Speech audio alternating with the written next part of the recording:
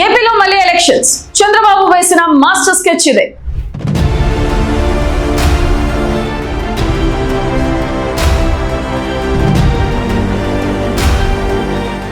ఏపీలో మళ్ళీ elections fever మొదలైపోయింది.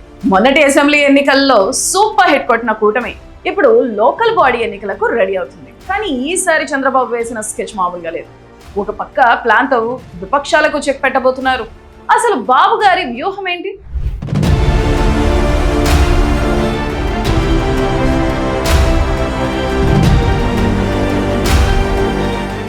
ఏపీలో త్వరలో జరగబోయే పంచాయతీ మున్సిపల్ ఎన్నికల కోసం ప్రభుత్వం రెడీ అయిపోయింది. సాధారణంగా ఎలక్షన్స్ అంటే అన్ని ఒకేసారి పెట్టేస్తుంటారు. కానీ చంద్రబాబు వ్యూహం వేరు. స్థానిక ఎన్నికలను ముక్కలుగా అంటే దశల వారీగా నిర్వహించబోతున్నారు. ప్లాన్ ఏంటంటే ఈ ఏడాది సెప్టెంబర్ అక్టోబర్ నెలలో ముందుగా పంచాయతీ ఎన్నికలు పెడతారు. ఆ తర్వాత కొంచెం గ్యాప్ ఇచ్చి జనవరి ఫిబ్రవరిలో మున్సిపల్ అండ్ కార్పొరేషన్ ఎన్నికలు పెడతారు. ఎందుకు ఇలా అంటే నాయకులను ఎంపిక చేసుకోవడానికి, జనాల్లోకి వెళ్ళి ప్రచారం చేసుకోవడానికి పార్టీలకు ఫుల్ టైం దొరుకుతుంది. అంటే ప్రతి ఊరిపైన, ప్రతి వార్డు పైన కూటమి పక్కాగా ఫోకస్ చేస్తుందన్నమాట.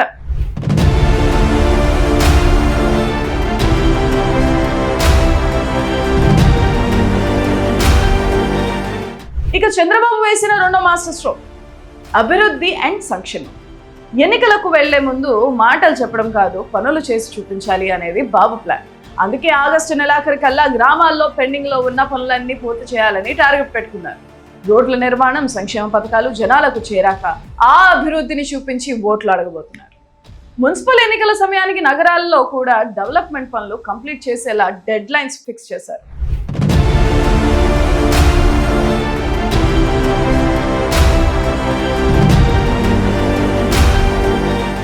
ఇక అసలు సిసలైన మూడో ప్లాన్ కోఆర్డినేషన్.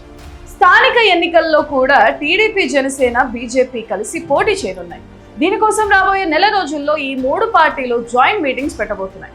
కింద స్థాయిలో కూడా నాయకుల మధ్య గొడవలు రాకుండా ముందుగానే అంతా సెట్ చేస్తున్నారు. అంతేకాదండి, ఈ లోకల్ ఎన్నికల్లో పార్టీ తరపున యువతకు ఎక్కువ సీట్లు ఇచ్చి ఎంకరేజ్ చేయాలని టీడీపీ డిసైడ్ అయింది. పాత వాళ్ళ అనుభవం, కొత్త వాళ్ళ స్పీడ్ రెండు కలిపితే విజయం పక్కా అని కూటమి నమ్ముతుంది.